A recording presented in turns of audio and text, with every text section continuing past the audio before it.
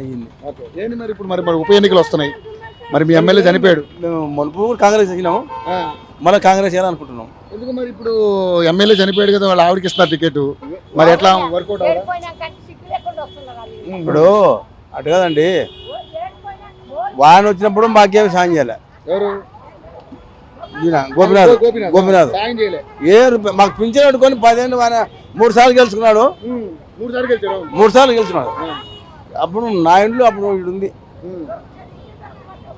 ఏం పెద్ద టీడీపీకి వేయాలి మన ఓటు అంటే సార్ నేనే ఆయన అన్నాడు. అంటే సార్ నువ్వు గట్టి ప్రార్థన చేయి, నువ్వు గట్టి గెలుస్తావు అని చెప్పిన. మంచిగా సెకండ్ తీసుకున్నాడు. మళ్ళీ రెండోసారి దాంట్లో ఇవా మళ్ళీ వచ్చినాడు, వీడు మీటింగ్ చెప్తున్నాడు. ఏం సార్ టీడీపీ మంచి బాగుంది, మంచిగా బాగుంది, ఆయన బతకలేక నువ్వు బతకలేక పోయాడు, దాంట్లో మీ ఇద్దరు మార్చుకోవాలి బాగుంది. ఏం సార్ మళ్ళీ పింఛన్ మాట ఏమనుకోవచ్చు అంటే